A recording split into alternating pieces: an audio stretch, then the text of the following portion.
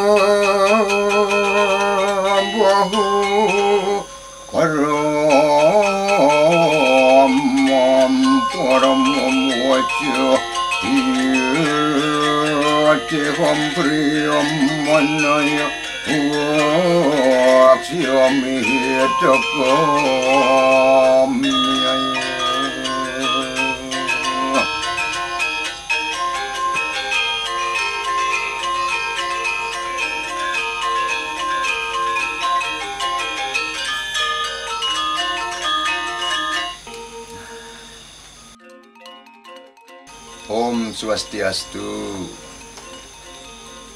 Jadi Titiang ingin menyampaikan mengenai betapa mulianya tradisi kita di Bali. Kalau kita menyimak di dunia pewayangan, di dalam pakem pewayangan gitu, ketika sang dalang menarikan kekayonan, maka di awal hanya tarian. Kenapa? Karena kekayonan ini adalah simbol daripada pikiran, kayun. Kayonan berarti berasal daripada kayun. Kayun artinya pikiran. Jadi ketika pertama kali kekayonan ini ditarikan sesuai dengan pakem pewayangan, maka dia hanya menari kesana kemari, kesana kemari, kesana kemari, kesana kemari. Pikiran bebas. Pikiran bebas. Dan pikiran yang bebas seperti itu seharusnya belum boleh menyampaikan apa-apa. Karena itulah kemudian di pertengahan akan kekayonan ini ditancapkan. Metanceban kekayonan. Ketika metancap kekayonan ini, maka ditempelkanlah Sang Yang Acintio. Ini proses awal. Kayonan metancap, menggunem wastana. Kalau dalam pakem pewayangan, maka muncullah Acintio atau perwujudan Ida Sang Yang Widi dalam bentuk yang sesuai dengan yang sudah diripte atau dibayangkan atau diinisiasi oleh leluhur kita dulu, yaitu Sang Yang Licin. Nah, ketika sudah kayonan ini diam, ada Sang Yang Licin, apa yang terjadi? Ini barulah ada penempatan mana wong tengawan, mana wong tengedel. Biasanya tualen pertama, kemudian di sini dalam pertama, belah semua kanan kiri, kanan kiri, kanan kiri, kanan kiri. Setelah kanan kiri ini kemudian dicabut kembali oleh dalang dan barulah kekayonan ini menari sebentar. Dan kemudian baru menyampaikan mengenai isi pikiran daripada cerita wayang tersebut. Maka biasanya dimulai menyang sira kelop-kelop maring angkasa, itu model gitu. Dua dia sangyang suni antara kadigelap tu merasah tu mereping randu raja menanya. Gumeteri kang pertiwi apah tejo bayu akas. Ko tekaning surya sanjana lintang terangkan. Mapun metu kunang carita puai ketan maharsi ya seduk muninya seperti itu. Jadi barulah kenapa setelah Megunem baru Kekayonan itu boleh bicara menceritakan ini. Ini adalah suatu persepsi yang sejati, suatu filosofi yang mendalam sekali. Kayonan, pikiran ketika sudah ada Brahman di dalamnya. Ketika pikiran itu sudah menyatu kepada Brahman, barulah dia boleh menyampaikan kebenaran. Pikiran yang hanya melayang ke sana kemari, ketika itu yang menyampaikan kebenaran, maka apa yang terjadi? Ya yang terjadi adalah keanehan dalam hidup manusia, gitu.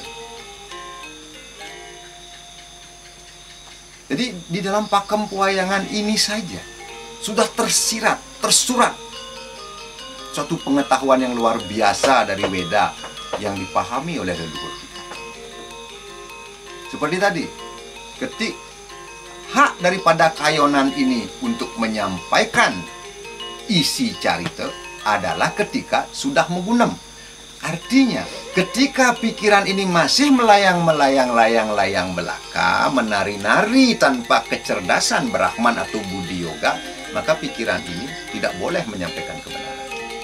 Dan setelah berisi atau metancap Kayonan Megunem, di situ pikiran sudah bersama ide Sang Hyang Widi. Kemudian dari sana sudah tahu mana membedakan mana tengawan, mana tengedel, atau mana pengibo, mana penengen. Barulah pikiran itu kemudian boleh menyampaikan Bantang Wiracarita. Jadi di sini tengetnya pakem pewayangan. Dan mungkin hari ini adik-adik saya yang baru belajar pedalangan, maaf saya bukan belajar pedalangan, saya dasarnya seni rupa, mohon maaf.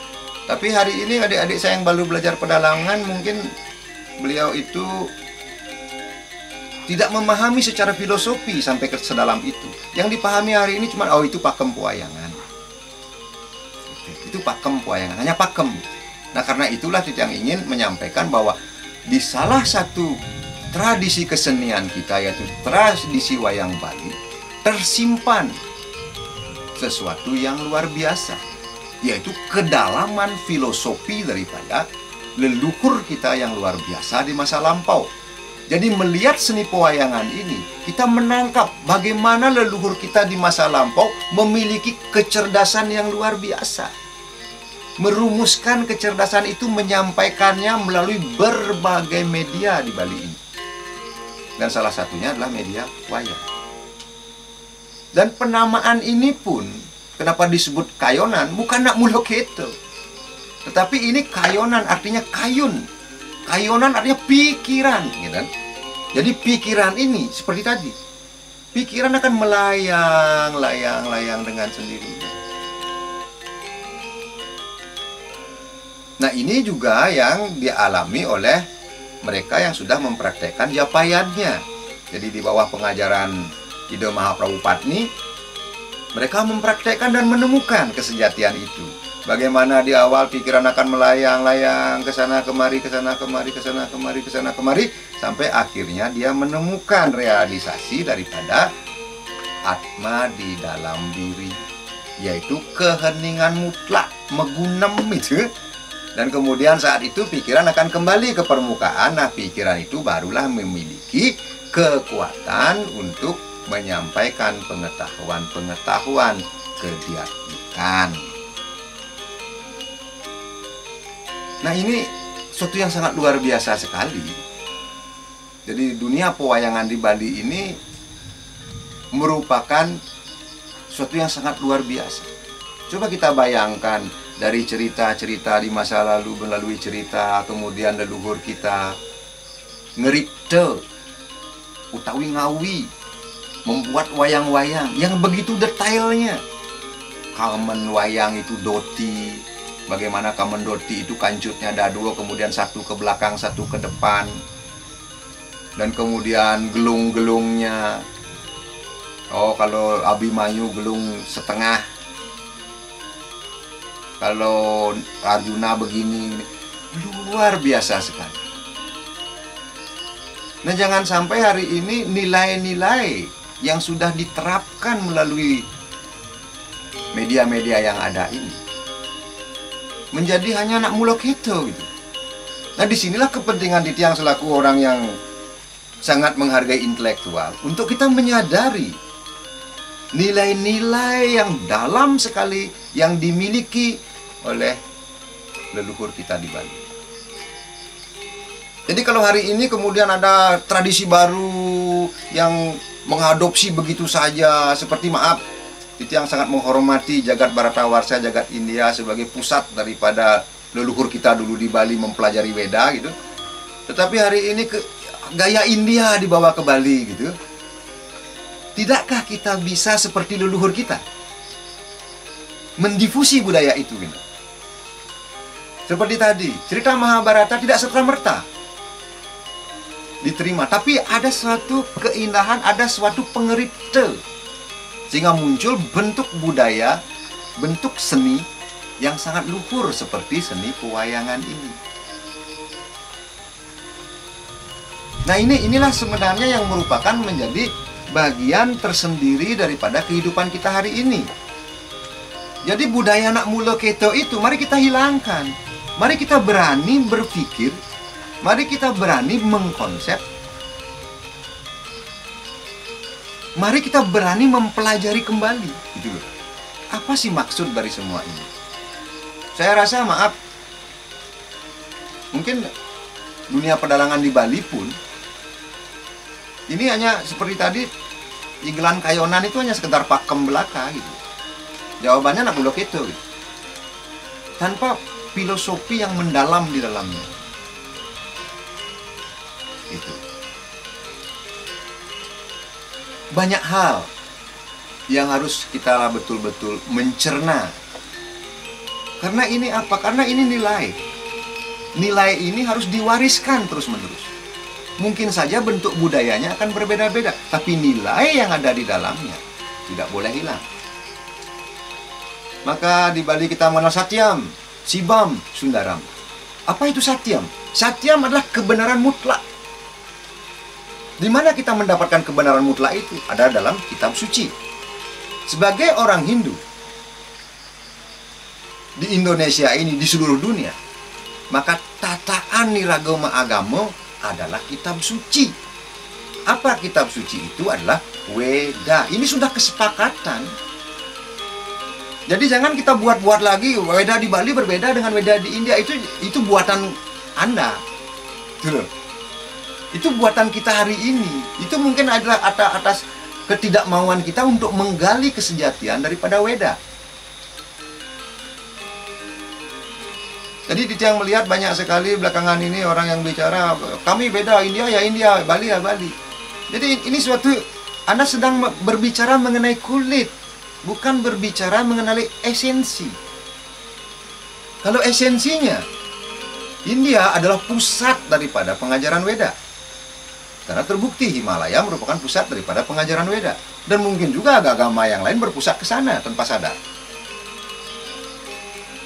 Jadi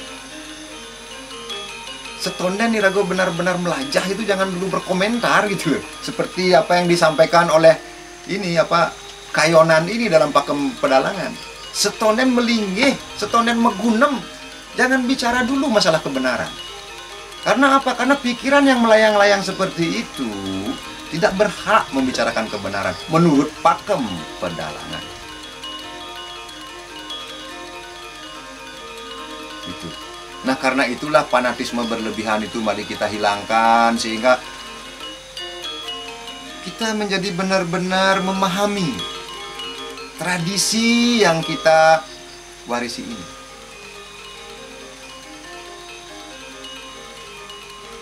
Nah, kalau Anda mau protes dengan apa yang saya sampaikan, saya bertanya kepada Anda. Sudahkah Anda mengenal betul-betul tradisi Anda? Sudahkah Anda mau belajar seperti saya mendalami tradisi Anda? Atau tradisi kita?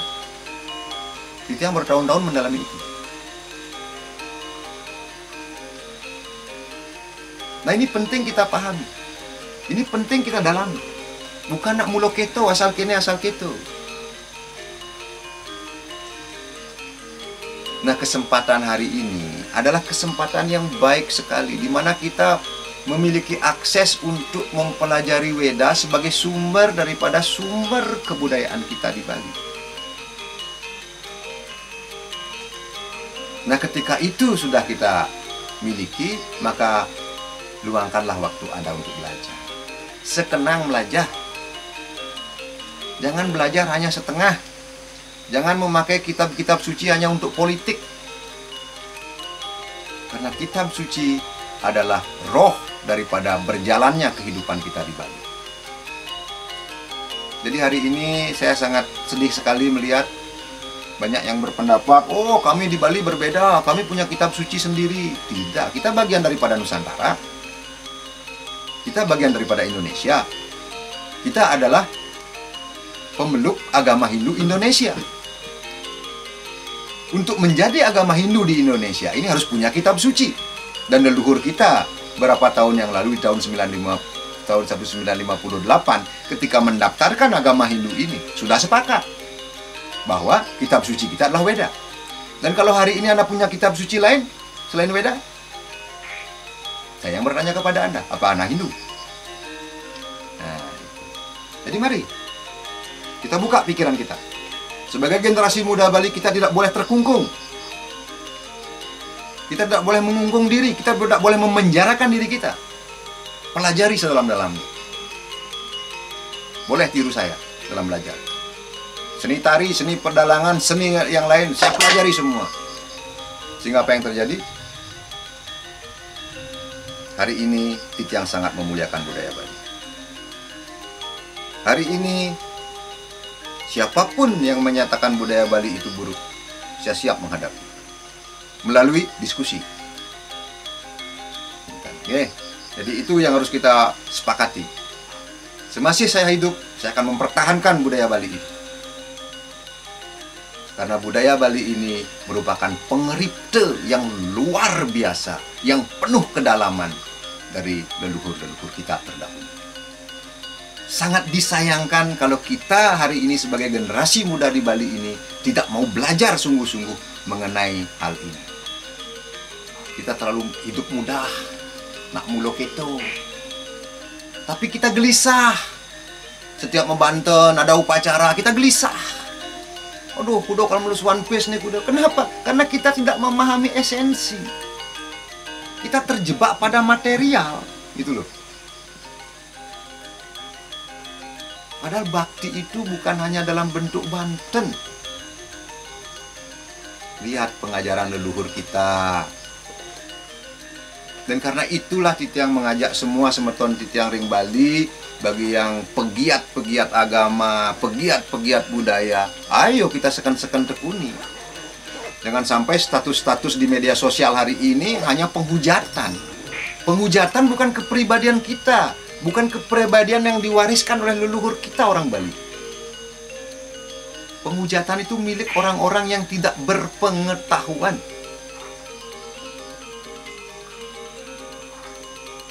Bagaimana Anda bisa bilang, kita menghormati leluhur, kalau hari ini kita berkata bahwa India itu jelek? Padahal leluhur kita sangat nyungkemin sampai India itu disebut Bharatwarsha. Jadi jangan sampai karena ketidaktahuan kita ngawagin dalam langkah itu. Nah, disinilah masalah kita hari ini. Demikian juga semeton-semeton Titiang yang baru belajar ke India. Jangan seperti sabuk putih. Tradisi Bali jelek begini-begini. Anda belajar untuk menjadi bijaksana. Tolong jaga kebijaksanaan. Kalau hari ini Anda belajar mengenai Weda, sudahkah Anda bisa melahirkan pengeripte seperti Kayonan ini? Sudahkah Anda bisa mengeripte atau menciptakan gong barungan? Sudahkah Anda bisa mentransformasi Gandarwa Weda melalui sunari, melalui selonding, melalui semarandana, melalui gong, melalui kleneng dan lain sebagainya. Kalau kita belum seperti leluhur kita, jangan coba-coba mengusik apa yang leluhur kita sudah wariskan. Bali yang perlu kita perbaiki adalah filosofi mendasar daripada budaya, bukan bentuk budayanya. Bentuk yang berlebihan inilah yang perlu kita sikapi. Contoh, orang miskin ngabennya ngabisin sekian M atau sekian puluh juta. Beragama terpaksa inilah yang harus kita kritisi, harus kita carikan jalan keluar. Inilah tugas para bendeso Pakraman. Inilah tugas para pemimpin-pemimpin di Bali yang kita muliakan di bagian daripada catur guru sebagai guru wiseso. Guru wiseso bertugas untuk menjaga kesejahteraan masyarakatnya. Karena itulah tugas yang paling mulia. Nangun yadnya adalah mengkoherenkan hukum alam. Ini tugas guru wiseso. Jadi jangan sampai kemudian karena beriadnya masyarakat kita banyak keluhannya. Karena kalau yadnya itu sudah penuh keluhan, itu yadnya yang tamasika menurut kitab suci. Jadi bagaimana tugas guru wiseso hari ini untuk membuat yadnya itu satwik. Yadnya itu betul-betul pengorbanan yang suci dan tulus ikhlas, atau persembahan yang suci dan tulus ikhlas kepada Ida Sang Hyang Widi agar memberikan restu kepada betara-betara seluruhnya yang ada di Bali ini yang dipenuhi oleh kemuliaan. Inilah tugas guru wiseso hari ini. Jadi Titiang berusaha menyampaikan ini untuk menyadarkan, bukan untuk memprovokasi. Niko yang Titiang sampaikan, semoga bermanfaat, menjadi renungan kita, dan membuat kita cukup teliti di dalam menjalani kehidupan Bali menuju masa depan. Om Santi, Santi, Santi. Om.